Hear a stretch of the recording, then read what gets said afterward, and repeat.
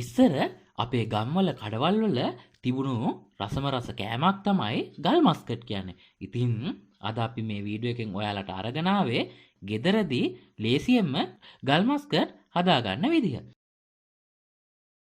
මේ විදිහට ගල් මස්කට් හදන්න අද අපි අරගෙන තියෙනවා සීනි ග්‍රෑම් 400යි, පොල් කිරි කෝප්ප 2යි, පාන් පිටි ග්‍රෑම් 200යි, රටඉඳි ග්‍රෑම් 200යි, ඒ වගේම වැනිලා තේ ඇඳා. මුලින්ම භාජනයක් ලිපේ තියලා එයට සීනි ග්‍රෑම් 50ක් පමණ එකතු කරන්න. එකතු කරලා සීනි ටික මේ විදියට දිය වෙලා තද දුමුරු පැහැයට හැරුණාට පස්සේ එයට පොල් කිරි කෝප්ප 2 එකතු කරන්න. පොල් කිරි එකතු කරගත්තාට පස්සේ එයට ලුණු තේ හැඳි භාගයක් පමණ එකතු කරන්න. එකතු කරලා හොඳින් කලවම් කරලා ඉතුරු සීනි එකතු කරන්න.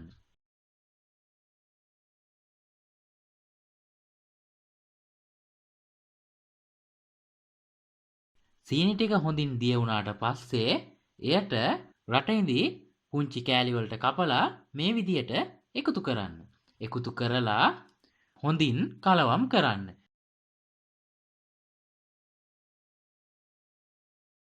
හොඳින් රටඉඳි සීනි කලවම් වෙලා පොල් කිරි හොඳින් පැසුණාට පස්සේ වැනිලා තේ හැන්දක් එකතු කරන්න. එකතු කරලා පිටි ග්‍රෑම් 200 එකතු කරන්න. එකතු කරලා හොඳින් කලවම් කරන්න. මොකද එහෙම නැත්තම් පිටි කැටි ගැහෙන්න පුළුවන්.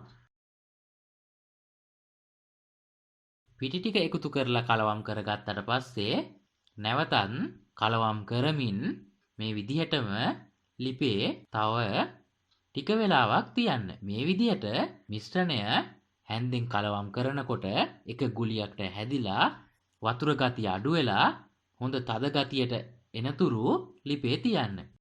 මේ විදිහට තද ගතියට ආවට පස්සේ තැටියකට තෙල් කොලයක් දාලා මේ මිශ්‍රණය හොඳින් තැටියේ තුනී කරගන්න. මේ විදිහට මිශ්‍රණය තුනී කරගත්තට පස්සේ oven එකේ සෙල්සියස් අංශක 190 උෂ්ණත්වයෙන් මිනිත්තු 30ක් 35ක් පමණ තියන්න. තිබ්බට පස්සේ මේ විදිහට මස්කට් වල උඩ පොත්ත හොඳින් ගල් වෙලා හැදෙනවා. oven එකෙන් අරගත්තට පස්සේ මේ ගල් මස්කට් ටික හොඳින් නිවෙන්න තියන්න. නිවුණට පස්සේ පීයක් අරගෙන මේ විදිහට අවශ්‍ය ප්‍රමාණය කෑලි වලට කපා ගන්න. ඒ වගේම ඔයාලා තවමත් අපේ channel එක subscribe කරලා නැත්නම් දැන්වම පල්ලෙහා තියෙන subscribe button එක ඔබලා ඊට එහා පැත්තේ තියෙන bell icon එක ඔබන්නත් අමතක කරන්න එපා. මේ තමයි අපි හදපු ගල් මස්කට්. ඉතින් ඔයාලා මේ විදිහට ගල් මස්කට් හදලම බලන්නකෝ රස කොහමද කියලා.